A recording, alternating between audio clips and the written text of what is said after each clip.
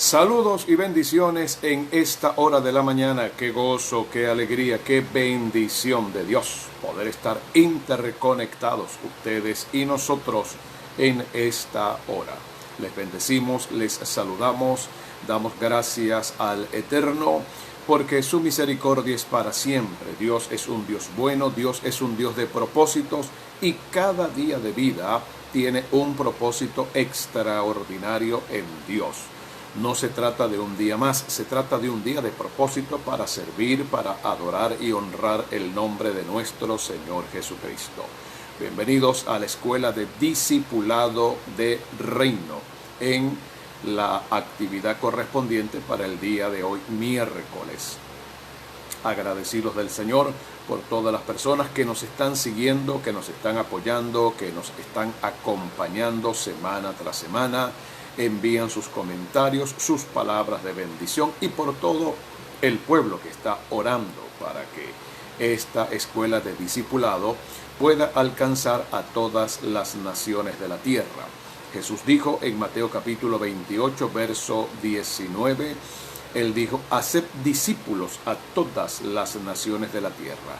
Nuestro deseo, nuestra intención, el objetivo de nuestro corazón y la visión que nos impulsa es hacer realidad el sueño precioso del Señor Jesucristo, discipular, convertir a cada creyente en un discípulo. No es suficiente con que un creyente sea una oveja de una iglesia. No es suficiente con que un creyente sea un miembro bautizado en plena comunión. No es suficiente con que una persona tenga muchos años asistiendo a una congregación y conozca algunas cosas elementales de la palabra de Dios. Se trata de formar discípulos, hombres y mujeres con un carácter, con una marca, con una señal y con una evidencia, con un fruto palpable, demostrable ante el mundo de que verdaderamente ha tenido un encuentro personal con Jesús y de que es un hombre y una mujer que sirve al Señor. Si usted se está comunicando, se está conectando en esta hora de la mañana, queremos saludarle y queremos bendecirle, queremos darle la bienvenida a nuestra escuela de discipulado de reino. Si usted está interesado en accesar a todo el material de esta escuela y quisiera utilizar los temas que ya hemos cubierto en reuniones de equipo ministerial, quisiera suministrar, quisiera bajar toda la información a sus líderes inmediatos, puede hacerlo sin ningún tipo de problema. Solo debe tener una cuenta de correo Gmail y accesar a nuestro canal de YouTube. Allí va a conseguir todo el material que hemos desarrollado durante este tiempo en la Escuela de Discipulado de Reino. Muy bien, vamos entonces a preparar nuestro corazón, vamos a preparar nuestras vidas, vamos a preparar nuestros espíritus y nuestros oídos espirituales para escuchar lo que Dios tiene que decirnos en el nombre de Jesús. Recuerde el principio bíblico establecido en Romanos 10:17. La fe viene por el oír, así que la única forma de poder alimentar nuestra fe, la única manera de poder fortalecer nuestra fe, la única forma bíblica, escritural, el único protocolo establecido para que usted pueda crecer en fe es cuando usted se dedica a escuchar con atención lo que Dios tiene que decirle. Ninguna novela, ninguna música del mundo, ningún libro o literatura, ningún tipo de programación secular, ningún tipo de pensamiento positivo, ningún tipo de literatura de metafísica va a provocar fe en su espíritu y en su corazón. El único recurso, el único canal y vehículo escritural, bíblico, aceptado, legalizado, establecido por el Señor para alimentar la fe de un discípulo, alimentar la fe de un líder, alimentar la fe de un apóstol, de un profeta, de un evangelista, pastor o maestro, es a través del estudio de la palabra de Dios. Queremos saludar en esta mañana a nuestro hermano Julio César Hernández desde la capital de la República de Venezuela. Saludos a Julio César, saludos a toda su familia. Les bendecimos en el nombre del Señor Jesucristo. Saludos y bendiciones a mi amada esposa, intercediendo constantemente por estas transmisiones en el nombre de Jesús de Nazaret. Muy bien. Vamos entonces a darle continuidad a el tema que comenzamos el día lunes. Abrimos esta escuela con un tema muy interesante.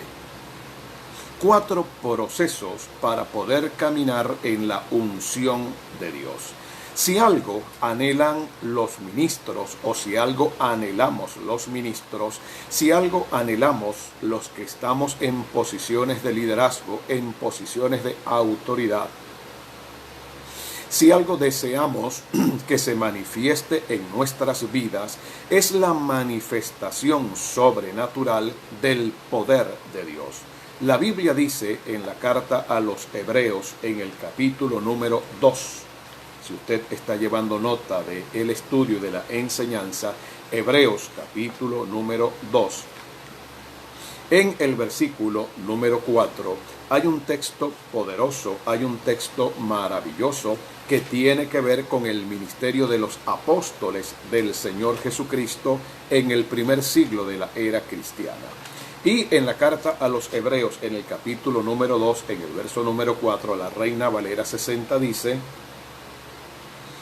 testificando Dios juntamente con ellos con señales y prodigios y diversos milagros y repartimientos del Espíritu Santo según su voluntad. Hebreos 2:4, lo voy a repetir una vez más. Testificando Dios juntamente con ellos con señales y prodigios y diversos milagros y repartimientos del Espíritu Santo según su voluntad. Una de las marcas predominantes de la Iglesia Apostólica del primer siglo fue que Dios levantó a la Iglesia con una manifestación, con un respaldo, con evidencias, con señales, con marcas y frutos muy palpables, muy tangibles, de que el poder de Dios respaldaba, el poder de Dios acompañaba y el poder de Dios apoyaba la palabra y el evangelio que la iglesia del primer siglo predicaba. Desde que comenzamos a leer el libro de los Hechos de los Apóstoles, notamos y nos damos cuenta que el respaldo sobrenatural del poder de Dios acompañó a la iglesia durante todo el primer siglo de la era cristiana. La pregunta que deberíamos hacernos en este momento es el siguiente: ¿ha cesado la manifestación de la unción de Dios? ¿Ha cesado la manifestación de los dones del Espíritu Santo? ¿Han cesado la manifestación de los milagros, las sanidades y los prodigios? Y la respuesta es no. Aún Dios sigue impartiendo poder, autoridad, respaldo, evidencias, como dijo el propio Señor Jesucristo, para que los que no creen a la palabra crean por las señales. En el Evangelio de Marcos, cuando Jesús ya estaba para despedirse, cuando Jesús estaba para ser llevado al cielo, cuando Jesús ya estaba literalmente compartiendo con los apóstoles los últimos momentos que le quedaban en la tierra, en el Evangelio de Marcos, en el capítulo número 16, encontramos lo siguiente, versículo 15 en adelante. Y les dijo: id por todo el mundo y predicad el Evangelio a toda criatura. El que creyere y fuere bautizado será salvo, mas el que no creyere será condenado. Y estas señales seguirán, irán detrás de los que creen. Número 1. En mi nombre echarán fuera demonios. Número 2, hablarán nuevas lenguas. Número 3, tomarán en las manos serpientes. Número 4, si bebieren cosa mortífera, no les hará daño. Y número 5, sobre los enfermos pondrán sus manos y sanarán. Note que Jesús utiliza un término interesante. Estas señales, estas evidencias, este currículum, esta carta de presentación, esta tarjeta de presentación irá detrás, irá en pos de los que creen. El gran problema de la iglesia hoy en día es que la iglesia anda detrás de las señales, la iglesia anda detrás de los milagros, la iglesia anda detrás de las manifestaciones del Espíritu Santo. La Biblia no enseña eso. La Biblia enseña que la iglesia avanza, la iglesia se extiende, la iglesia conquista, la iglesia domina, y detrás de la iglesia, como respaldo y cumplimiento de la palabra, se manifiestan las señales, se manifiestan los prodigios, se manifiestan las sanidades, se manifiesta la liberación de demonios, se manifiestan de una manera palpable ante el mundo incrédulo que Dios está en medio de su pueblo y que Dios está en medio de su iglesia. Lamentablemente hemos notado que hay una carencia de manifestaciones del Espíritu Santo en medio de la iglesia. Hay una carencia de manifestaciones del poder del Espíritu Santo en las reuniones y en los servicios que llevamos a cabo frecuentemente. Se ha sustituido la unción por otro tipo de actividades, por otro tipo de paliativos, por otro tipo de situaciones que no tienen que ver realmente con una manifestación auténtica y genuina del poder de Dios.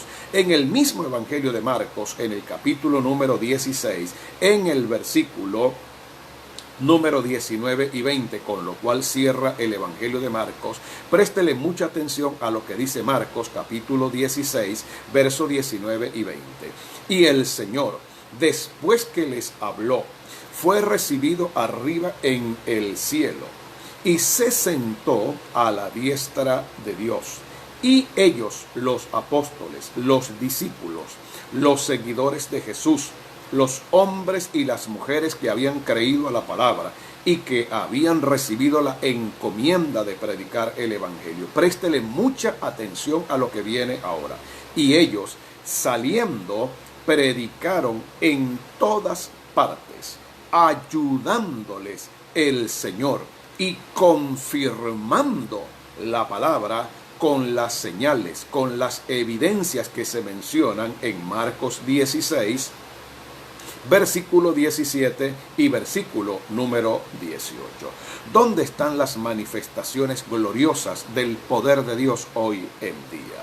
Se ha dicho dentro del estudio del crecimiento a nivel mundial, grandes teólogos y grandes estudiosos de los avivamientos históricos que el mundo ha conocido, se ha dicho que uno de los detonantes, una de las manifestaciones, una de las causas del impacto del Evangelio en los primeros siglos de nuestra era cristiana y en los grandes avivamientos que el mundo ha conocido, se debe a la manifestación gloriosa del Espíritu Santo, de la unción, de la operación de los dones y de las manifestaciones sobrenaturales del poder de Dios. Saludos y bendiciones a nuestros hijos, la familia Zambrano Lugo. Saludos a la hermana Guadalupe, a Franklin. Full sintonía en esta hora de la mañana. Necesitamos volver al diseño original. Necesitamos regresar con urgencia al diseño establecido. La unción no es para entretener. La unción es la manifestación, es el respaldo, es la evidencia de que Dios está en medio de la iglesia, de que el Espíritu Santo sigue operando de manera extraordinaria y sobrenatural. Muchas organizaciones y muchas congregaciones lamentablemente desechan, lamentablemente objetan, lamentablemente, no aceptan las manifestaciones del Espíritu Santo por considerar que todas las manifestaciones del Espíritu Santo finalizaron con la muerte de Juan el teólogo o el último de los apóstoles del Cordero de Dios. Hay organizaciones tradicionales e históricas en todo el mundo entero donde lo sobrenatural de Dios es atacado, lo sobrenatural de Dios es objetado, lo sobrenatural de Dios es señalado y condenado. La iglesia nació bajo un diseño sobrenatural. La iglesia apostólica del primer siglo nació con un modelo, con evidencias y con manifestaciones palpables del poder de Dios. Cuando leemos en el libro de los Hechos de los Apóstoles, en el segundo capítulo, lo primero que sorprendió, lo primero que impresionó a las multitudes fueron los credenciales sobrenaturales de la iglesia de Jesucristo. Dice la Biblia que el día de Pentecostés, cuando el Espíritu Santo fue derramado sobre los 120 que estaban en el aposento alto, Hechos capítulo 2, versículo número 7, dice de la siguiente manera: y estaban atónitos y maravillados diciendo, mirad, ¿no son galileos todos estos que hablan? ¿Cómo pues les oímos nosotros hablar cada uno en nuestra lengua en la que hemos nacido? Así que usted tiene que notar, usted tiene que resaltar y tiene que entender que si la iglesia nació bajo una manifestación sobrenatural del poder de Dios, si la iglesia nació bajo una evidencia, bajo una cobertura sobrenatural de la presencia del Espíritu Santo, y que ese es el diseño original con el cual la iglesia debe funcionar, debe operar, debe manifestarse al mundo, no entendemos por qué lamentablemente desde muchos púlpitos, desde diferentes escenarios, a través de diferentes medios de difusión, se ataca lo sobrenatural de la iglesia. La iglesia nació bajo un diseño sobrenatural y bajo ese diseño sobrenatural tiene que manejarse, tiene que mantenerse, tiene que ir en crecimiento, tiene que ir en avance, en conquista, en dominio, en gobierno y señorío, porque el enemigo que estamos enfrentando, las tinieblas que estamos enfrentando, los poderes de las tinieblas, de la oscuridad, los poderes del inframundo, los poderes infernales que estamos enfrentando, son poderes sobrenaturales también. Sería ilógico, sería irracional pensar que una iglesia que camina en el aspecto natural, que camina de una manera natural, que camina gobernada simplemente por la teología, simplemente por la escatología, por el acadicismo bíblico teológico, va a enfrentar con victoria y va a lograr avances significativos, ignorando lo sobrenatural de la operación del infierno, de los demonios y de Satanás. Jesús no nos colocó en desventaja, al contrario, Jesús nos colocó en una posición de ventaja y de autoridad. Por eso la Biblia dice en el Evangelio de Mateo, en el capítulo número 10, y le pido que por favor apunte todos estos textos en el nombre del Señor, en Mateo capítulo número 10, cuando Jesús llamó originalmente a los primeros discípulos al ministerio, los 12 del Cordero, dice la palabra del Señor en Mateo capítulo número 10, entonces llamando a sus discípulos, les dio autoridad, poder delegado, autoridad delegada, exousia divina. Les dio autoridad sobre los espíritus inmundos. ¿Para qué? Para que los echasen fuera y para sanar toda enfermedad y dolencia. La pregunta es la siguiente: ¿acaso el propio Señor Jesucristo, que diseñó su iglesia, el propio Señor Jesucristo que creó su iglesia, que formó su iglesia, que la compró a precio de sangre, que la redimió de toda maldición, la redimió del pecado, la redimió del poder de las tinieblas? ¿Acaso Jesús, que desde un comienzo asignó y llamó a los 12 con credenciales sobrenaturales en el aposento alto de Jerusalén 10 días después de la resurrección del Señor Jesucristo. El Espíritu del Señor vino sobre los 120 y las multitudes que estaban celebrando la fiesta judías, las multitudes que estaban en Jerusalén convocadas de todas las naciones de la tierra, oyeron de manera milagrosa cómo estos 120 hombres y mujeres, todos galileos, todos oriundos de Galilea, todos oriundos de Israel, hablaban un solo idioma, el hebreo. Escucharon a personas comunes, simples, a personas sencillas, personas sin ninguna academia y sin ningún estudio universitario. No eran políglotas, eran personas comunes y corrientes. Y dice la Biblia, les oímos hablar en nuestros idiomas originales. Les escuchamos hablar en todos los idiomas conocidos bajo la tierra. ¿Cómo puede ser esto? Y la gente se maravillaba. Todo el libro de los Hechos de los Apóstoles y todas las epístolas, tanto de Pedro como de Pablo, como de Juan, Santiago, Hebreos, todas las epístolas universales, de manera directa o indirecta, reflejan, manifiestan la sobrenaturalidad con la cual la iglesia debe funcionar, la sobrenaturalidad con la cual la iglesia tiene que operar.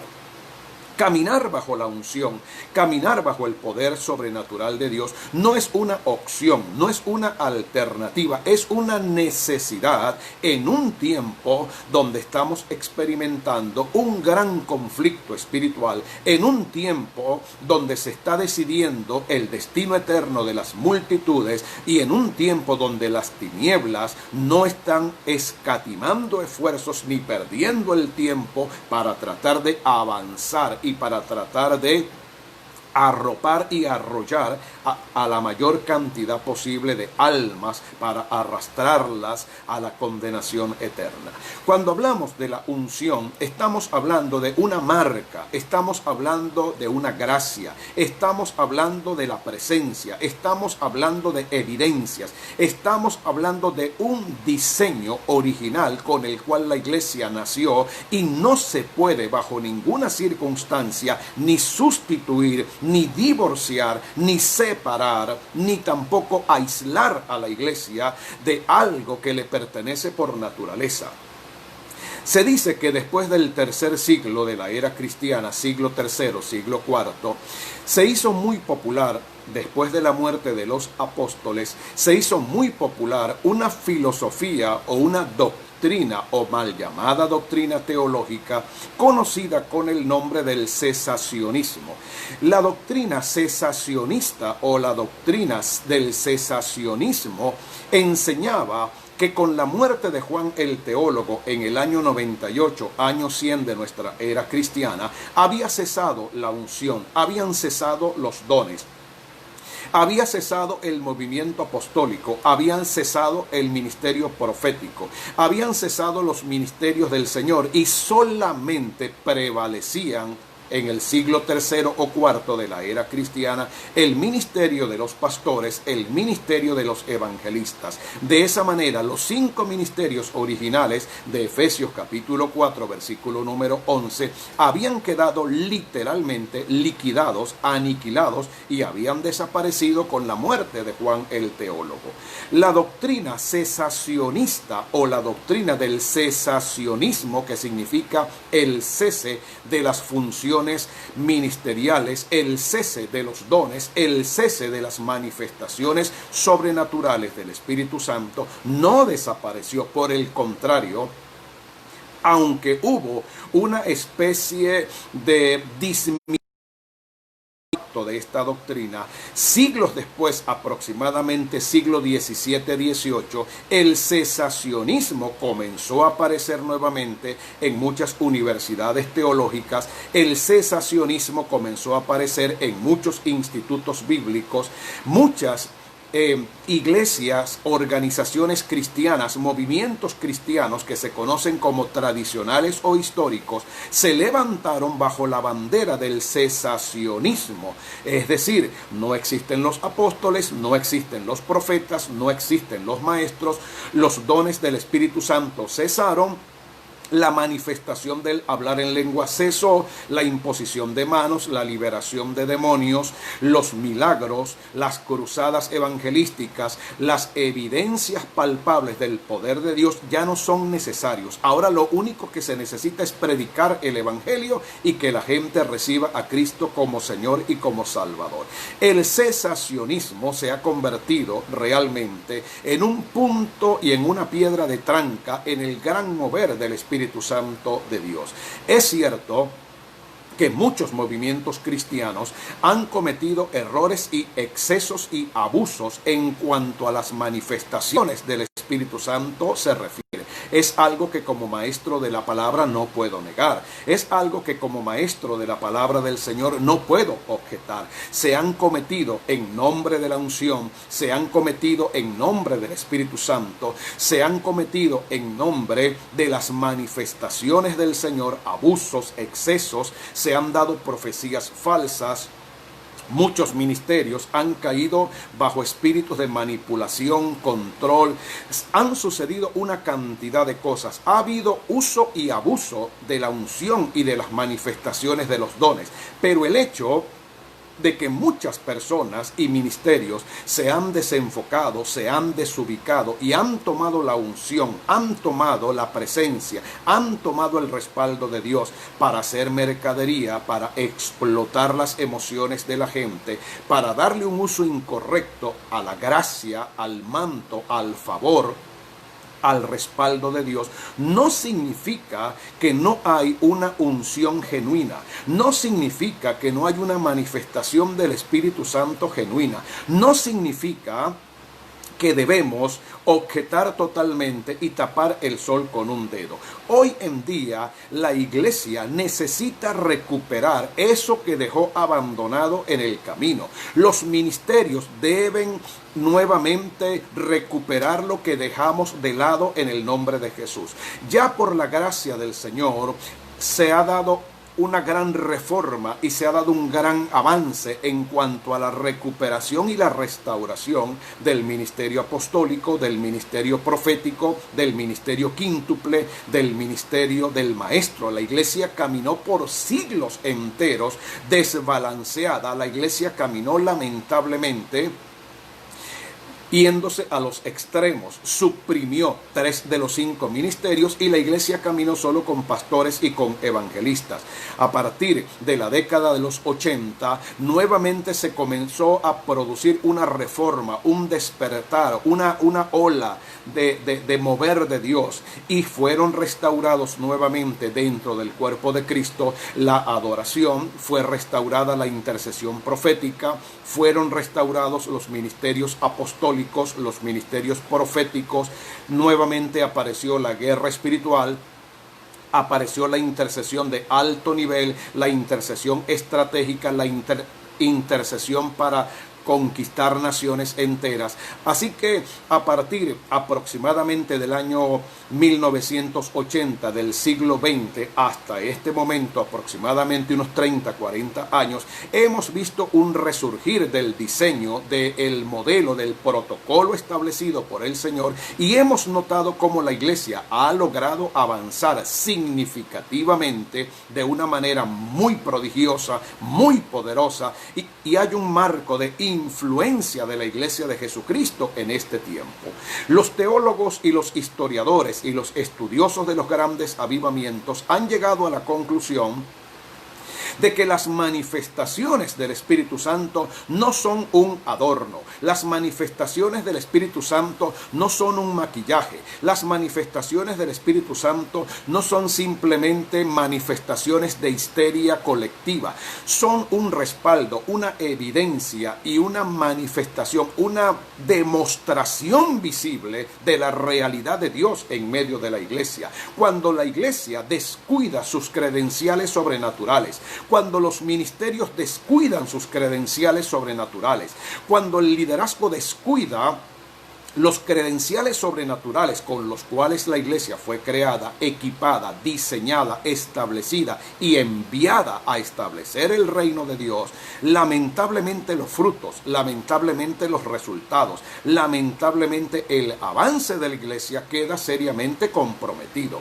Por lo tanto, si hay un resurgir en el movimiento apostólico, si hay un resurgir en el movimiento profético, si hay un resurgir en el movimiento de los 5 ministerios, del ministerio quíntuple, eso significa sin lugar a dudas que todo ministerio apostólico, todo ministerio profético, todo ministerio evangelístico, todo ministerio pastoral y todo ministerio de maestro tiene que ser respaldado, tiene que estar evidenciado, tiene que poseer marcas que lo identifiquen como ministerios llamados, escogidos, elegidos y colocados en el cuerpo de Cristo para la edificación del cuerpo de Cristo. Le hago una pregunta.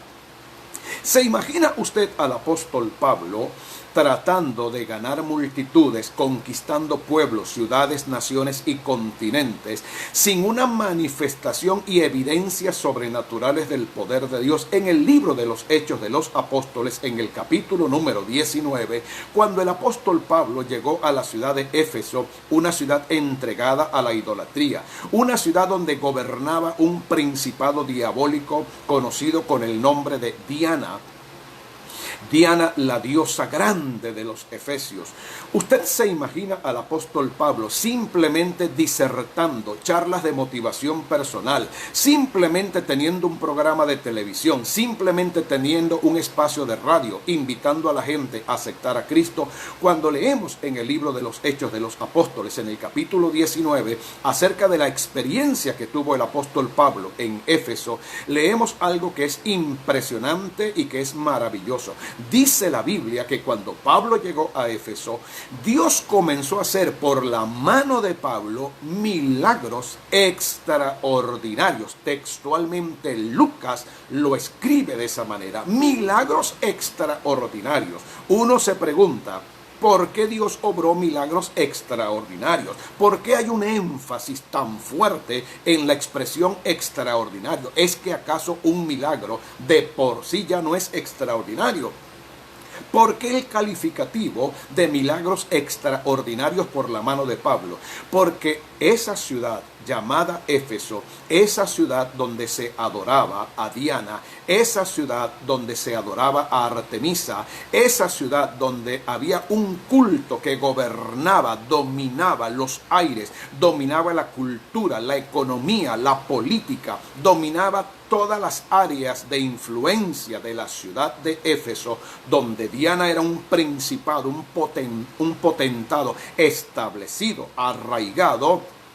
Esa ciudad estaba acostumbrada, rindiéndole culto a Diana, estaba acostumbrada a ver cosas sobrenaturales y manifestaciones sobrenaturales de las tinieblas, del diablo, de los demonios. Para ellos lo sobrenatural no era ningún problema. Se presenta el apóstol Pablo simplemente con una laptop debajo del brazo, comienza a dar charlas motivacionales, comienza a tener talleres motivacionales, comienza a tener campamentos motivacionales. La pregunta es, ¿cuál persona, quién en Éfeso se iba a interesar, iba a mostrar un nivel de interés por un evangelio que solo era letra, que solo era argumentos, que solo era filosofía, pero que no contaba con un respaldo sobrenatural que sobrepasara las manifestaciones demoníacas que operaban en la ciudad de Éfeso? Son las cosas que tienen que hacernos pensar, son las cosas que tienen que hacernos reflexionar hoy en día. Lamentablemente hay muchos ministerios apostólicos sin manifestaciones sobrenaturales del poder de Dios. Hay muchos ministerios proféticos sin manifestaciones sobrenaturales del poder de Dios. Hay ministerios evangelísticos sin manifestaciones sobrenaturales del Espíritu Santo. Cuando Dios llama, constituye a un hombre, a una mujer, para operar bajo el ministerio quíntuple, debemos entender y aceptar a la luz de la Escritura que junto con el llamado hay una gracia, hay una unción, hay un equipamiento, hay dones, hay una operación sobrenatural que demuestra, comprueba y evidencia que ese hombre y esa mujer verdaderamente han sido llamados por el Señor. Un apóstol es un ministerio, es una unción, es una gracia, es una naturaleza y una impartición donde deben manifestarse de manera palpable y visible señales, milagros, prodigios, operación de los dones de poder, operación de los dones de inspiración, operación de los dones de revelación. Los ministerios apostólicos hacen oraciones apostólicas, tienen una revelación apostólica de la palabra de Dios. Muchos hoy en día han tomado el apostolado como una especie de moda, como una especie de cliché, como una especie de autonominación, de autoproclamación. Los ministerios apostólicos, a la luz de la Escritura, conforme al diseño del ministerio apostólico que Jesús estableció y los 12 que él llamó. Lo primero que Jesús hizo en Mateo capítulo número 10, verso 1 y verso 2, es que al llamar a los apóstoles les entregó una autoridad delegada para echar fuera demonios, para sanar a los enfermos y predicar el evangelio del Señor Jesucristo. La unción, la manifestación del Espíritu Santo no debe convertirse para nosotros hoy en día en un tema de elección, en un tema de opción. La unción es necesaria, la unción se debe procurar, la unción se debe anhelar. La manifestación del Espíritu Santo debe ser procurada por todo ministerio que verdaderamente desea llevar a cabo un ministerio sobrenatural, bajo una asignación sobrenatural. Desde que Dios nos llama, desde que Dios nos escoge, desde que Dios nos elige, debemos entender que en el mismo instante en que se produce el llamamiento, eso ya es sobrenatural, porque quien nos llama no es la iglesia, quien nos llama no es el pastor, quien nos llama no es la organización ni la federación, quien nos llama es el mismo Dios, el mismo Padre, el mismo Señor, el mismo Rey de Reyes, Señor de Señores, dueño absoluto de todo lo que ocurre dentro de su reino y dentro de su iglesia. Por lo tanto, debemos entender que el llamado es sobrenatural, el ministerio es sobrenatural, la predicación del evangelio es sobrenatural, la impartición es sobrenatural, el fluir del Espíritu es sobrenatural, echar fuera demonios es sobrenatural, ganar almas para Jesucristo es sobrenatural, establecer una congregación es algo sobrenatural, mantenernos en el llamado es algo sobrenatural. Desde el mismo momento en que usted acepta y recibe a Jesucristo, hay una manifestación sobrenatural del poder de Dios. La Biblia dice en el Evangelio según Juan, que el Espíritu Santo viene para convencer de justicia, de pecado, de juicio, lo que significa que en el momento en que un pecador llega a los pies de Cristo, hay algo sobrenatural obrando, hay algo sobrenatural en operación, hay una manifestación sobrenatural. La salvación es algo sobrenatural, la sanidad es algo sobrenatural. Muchas personas hoy en día creen en un Cristo que salva, pero no creen en un Cristo que sana. Creen en un Cristo que perdona, que restaura, pero no creen en un Cristo que prospera. Creen en un Cristo que en la cruz del Calvario cargó con nuestros pecados, nos compró a precio de sangre y nos redimió de la muerte espiritual y de la condenación eterna. Las mismas personas que creen eso no creen que Dios puede hacer milagros, no creen que el Señor puede levantar a un paralítico de la silla de ruedas, no creen que el Señor puede sanar a un hombre de COVID-19 o de coronavirus. Las mismas personas que creen en Cristo y claman por la sangre de Cristo y dan gracias a Dios por la salvación de sus almas, no creen que el Señor los puede levantar, rescatar, redimir de la miseria, de la pobreza, de la escasez, de la enfermedad, de la depresión, de la bipolaridad, del estrés, de la esquizofrenia, de la neurosis. Las mismas personas que hablan de Cristo, le cantan a Cristo, adoran a Cristo, proclaman a Cristo, lamentable y tristemente han hecho de Cristo y del sacrificio de la cruz, han hecho solamente un énfasis, han hecho solamente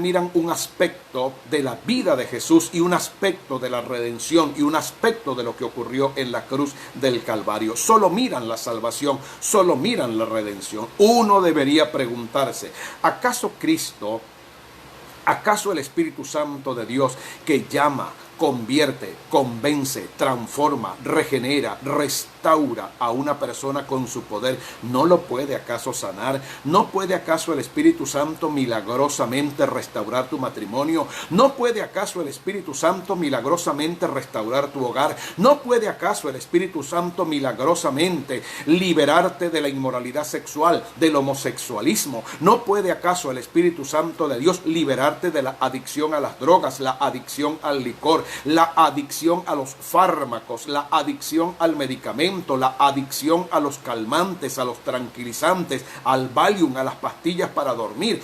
¿Cómo es posible que muchas personas en el mundo entero, millones y millones de creyentes y de ministros, hablan de manera tan espléndida del sacrificio de Jesús, de la muerte de Cristo en la cruz, pero no entienden y no comprenden que el mismo Cristo que murió en la cruz, con su poder sobrenatural, así como redime y salva, sana, así como redime, libera, así como redime, bautiza con poder, así como redime, el mismo Jesús que murió en la cruz, te da la capacidad para vivir en victoria, para vivir por encima del pecado, para ser libre de toda maldición, para ser libre de todo fracaso, para ser libre de toda ruina, para ser libre de toda debilidad. Hay personas cristianas que me han dicho: conozco a Cristo, tengo a Cristo en mi corazón. Por años he estado en una iglesia, pero no he podido vencer el pecado, no he podido vencer los vicios, no he podido vencer la promiscuidad, no he podido vencer el cigarrillo, no he podido vencer la pornografía. Y yo les pregunto,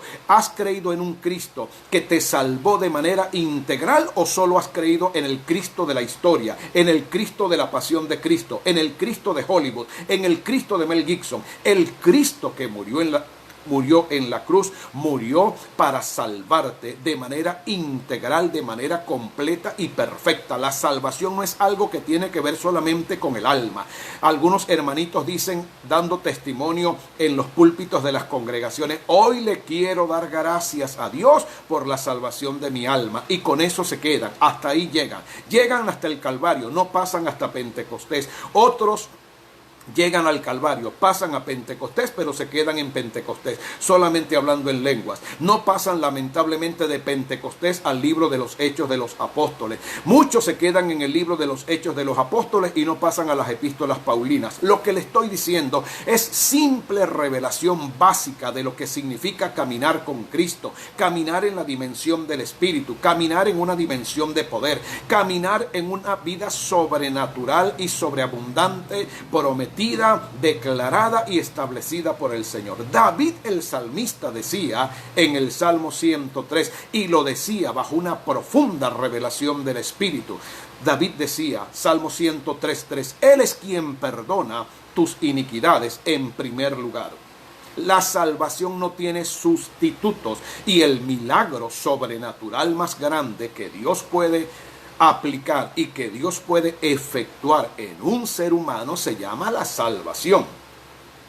Pero la Biblia dice en el Salmo 103:3, Él es quien perdona todas tus iniquidades. Segundo, a la par con el perdón, eres el que sana todas tus dolencias. Tenemos que volver a la palabra. Necesitamos regresar a la fe sencilla. Necesitamos volver a las páginas de las Escrituras. Necesitamos volver al Evangelio. Necesitamos reencontrarnos una vez más con el Cristo de la Biblia. No el Cristo de la teología. No el Cristo de los estudios bíblicos. No el Cristo de los institutos. El Cristo que caminó en la tierra, que anduvo haciendo bienes, que anduvo sanando, sanando a los enfermos. En el libro de los Hechos de los Apóstoles, en el capítulo número 10, aparece una referencia muy poderosa acerca de lo que fue el ministerio del Señor en la tierra. Dice el doctor Lucas en Hechos capítulo número 10, versículo número 38, capítulo 10, verso 38, cómo Dios ungió, vuelvo a leer, cómo Dios ungió. Jesús necesitó la unción. Pregunto, si Jesús como Hijo de Dios, si Jesús como Mesías prometido, si Jesús como el representante de la raza humana caída que iba a entregar su vida en la cruz del Calvario, necesitó la unción de Dios, ¿será posible que yo reconozca que Jesús necesitó caminar, fluir, moverse bajo la unción de Dios y yo no lo necesito?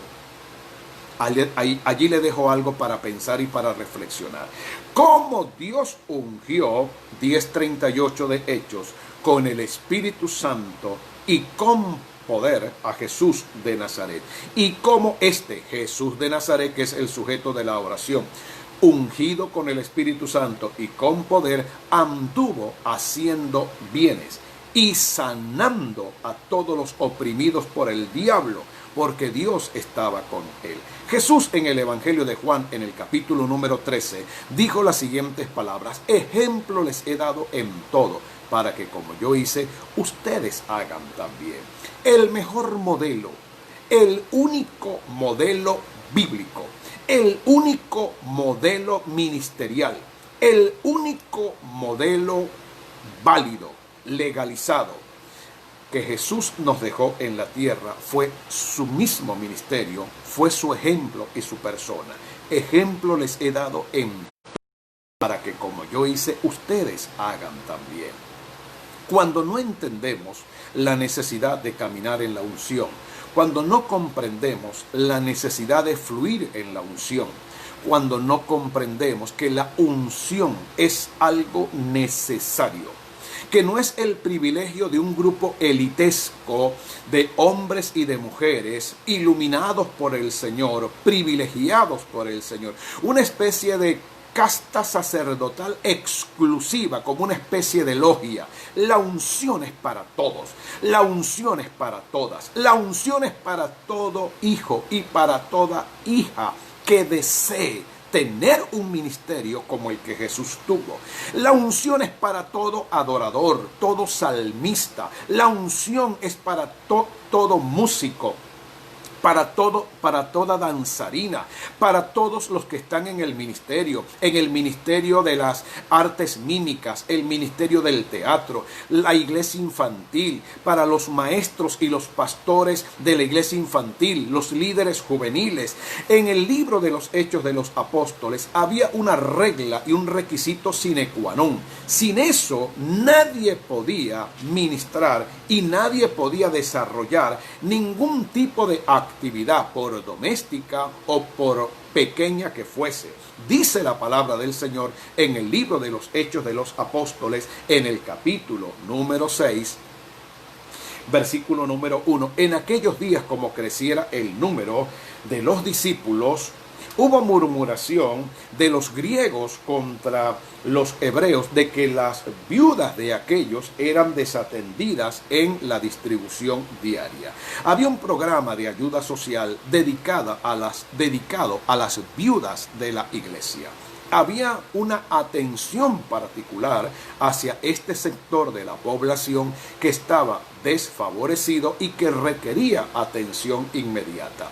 Dice la Biblia que surgió una querella, una confrontación, surgieron allí algunas diferencias a la hora de atender a las viudas hebreas y a la hora de atender a las viudas griegas.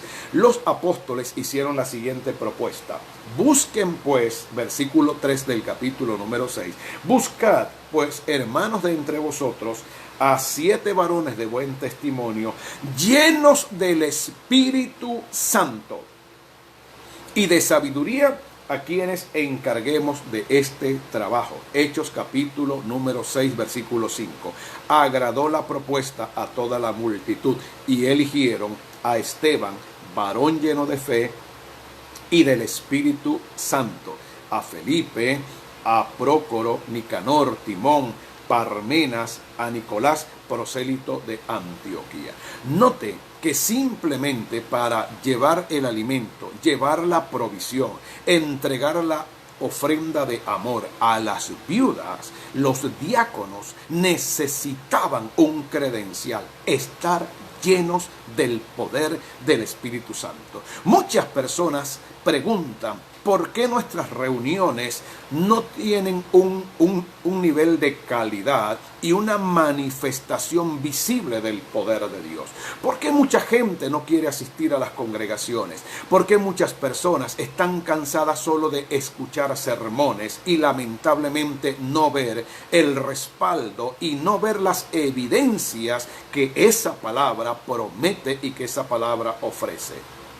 Porque lamentablemente hemos caído en una especie de evangelio demasiado escolástico, demasiado educado, demasiado académico. No queremos que nadie se escandalice, no queremos que la gente de alguna forma comience a pensar que somos una secta, que somos fanáticos, que somos ortodoxos, que somos locos.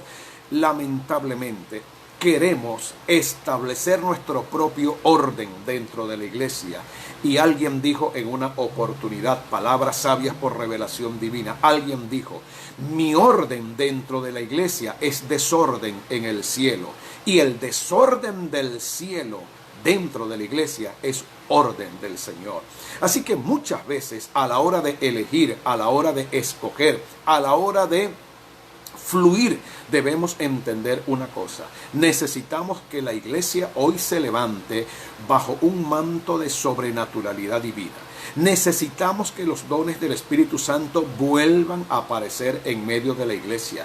Necesitamos que los 9 dones mencionados en 1 de Corintios, capítulo 12, verso 8 al 10, los dones de poder, los dones de sanidades, don de milagros y el don de fe, los dones de inspiración, géneros de lenguas, interpretación de lenguas y profecía, y los dones de revelación, don de palabra de sabiduría, don de palabra de ciencia y discernimiento de espíritu, vuelvan a convertirse en una credencial, vuelvan a convertirse en una evidencia. Necesitamos que a la hora de ir a evangelizar los hospitales, las cárceles, puerta por puerta, a la hora de aperturar una congregación, a la hora de hacer un trabajo apostólico, a la hora de presentarle el evangelio de Cristo a las personas, quienes oigan el evangelio vean con sus propios ojos el respaldo sobrenatural y la manifestación extraordinaria del poder de Dios. Si la iglesia insiste en este siglo que estamos viviendo, en estos tiempos que estamos viviendo, si la iglesia insiste desaparearse, en lamentablemente alejarse de su diseño original, su diseño originario, su diseño primario, el diseño del Pentecostés, el diseño de Hechos de los Apóstoles, el diseño de la iglesia apostólica del primer siglo, nos llevará toda una vida entera evangelizar, ganar al mundo y no lo lograremos.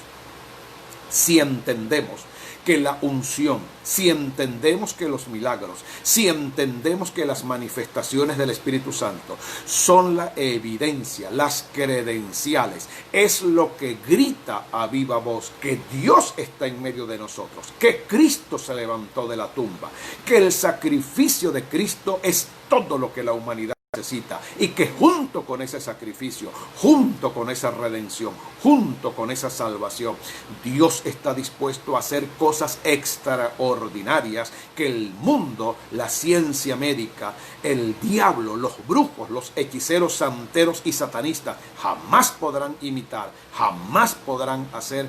Entonces, déjeme decirle que el mundo se abrirá al evangelio de Jesucristo y el mundo gritará: en ningún otro hay salvación, porque no hay otro nombre dado a los hombres en quien podamos ser salvos. Es hora de comenzar una reforma. Es hora de volver a lo original de Dios y es hora de entender. La iglesia nació bajo un diseño sobrenatural. Así debe caminar y así debe permanecer. Las doctrinas, las voces, los cantos de sirena que gritan desde los púlpitos, institutos bíblicos, universidades teológicas, los autores que gritan desde los programas de televisión y desde la radio, que escriben largos manuales, compendios, libros de interpretación bíblica, atacando lo sobrenatural, atacando lo apostólico, atacando lo profético, atacando el mover de Dios, el oleaje del Espíritu. Es porque y jamás han comprendido cómo fue creada, diseñada, cómo fue manufacturada la iglesia, cuál es la iglesia ideal establecida en la eternidad por el Señor y cómo esa iglesia comenzó a operar desde el primer siglo. Es interesante y muy curioso, y voy a cerrar mi enseñanza con esto y el día viernes continuamos. Es interesante que todos los escritores del Nuevo Testamento, lo repito, todos los escritores del Nuevo Testamento que estuvieron en el aposento alto de Jerusalén, todos tuvieron una experiencia sobrenatural con el Espíritu Santo de Dios. Pedro, Juan, Judas, Santiago, Pablo, aunque no estuvo en el aposento alto de Jerusalén camino a Damasco. La pregunta es esta: ¿por qué para ellos hablar de lo sobrenatural? ¿Por qué para los escritores nuevotestamentarios, que muchos escritores y que muchos autores y predicadores mencionan y de lo cual se ufanan en mencionar los escritos de Pablo, los escritos de Pedro, los escritos del Nuevo Testamento? Mi pregunta es la siguiente: ¿por qué la mayoría de los que citan tanto el Nuevo Testamento no colocan su mirada y no colocan su lupa precisamente en este detalle? Esos hombres que escribieron el Nuevo Testamento, esos hombres que llenaron de gloria las páginas del Nuevo Testamento, fueron hombres que en el aposento alto de Jerusalén hablaron en otras lenguas, fueron llenos del Espíritu Santo, Dios los usó con milagros, señales y prodigios, cambiaron, transformaron naciones, ciudades, continentes y el mundo entero en solamente un siglo. Entender que todos los escritores del Nuevo Testamento tuvieron una experiencia sobrenatural con el Espíritu Santo nos permite, nos hace ver y nos hace comprender por qué para ellos hablar de lo sobrenatural de Dios y hablar de milagros era tan natural, era tan común y tan corriente. Para la iglesia primitiva no habían discusiones en cuanto a lo sobrenatural. Para la iglesia primitiva no habían discusiones en cuanto al fluir del Espíritu. La iglesia primitiva no hacía debates teológicos preguntándose si es bíblico o no es bíblico, es de Dios o no es de Dios. Ellos entendieron por experiencia propia, por experiencia vivida, que lo sobrenatural jamás podrá ser desprendido, alejado, ni jamás podrá ser divorciado de la iglesia verdadera, la iglesia triunfante, la iglesia conquistadora y la iglesia que el Señor ideó, diseñó y con la cual siempre ha soñado. Que Dios nos ayude a entender estas verdades. Lamentablemente hemos llegado al final de nuestra enseñanza. Saludamos a todas las personas que lograron conectarse con nosotros en esta mañana. Saludos al apóstol Dr. Arnoldo Linares, saludo a Axel Morillo, saludos en el nombre de Jesús a todas las personas que hoy se tomaron un tiempo para acompañarnos en esta escuela. Si usted desea repetir y desea retroalimentarse con este material, acceda a nuestro canal de YouTube. Volveremos a encontrarnos el día viernes a las 9 de la mañana, hora de Venezuela, y seguiremos hablando acerca de 4 procesos para caminar en la unción de Dios. Paz de Dios, bendiciones, que tenga un día extraordinario. Comparta con sus contactos este material y si le ha servido de algo, con humildad, simplemente permita que otros puedan ser bendecidos y puedan ser alimentados con esta palabra. Que la unción, la gracia y el favor de Dios le acompañe siempre en el nombre de Jesús, y nunca olvide que usted fue creado para cosas sobrenaturales y extraordinarias en Dios. Y si no las ha visto, si no las ha palpado o no ha tenido la experiencia de verlas con sus propios ojos, pídale al Señor que opere en usted de manera sobrenatural y entenderá que la vida cristiana no es una vida común y corriente y que no estamos en una religión más, estamos en una dimensión de vida espiritual donde lo imposible se hace posible. Les bendecimos en el nombre de Jesús. Shalom es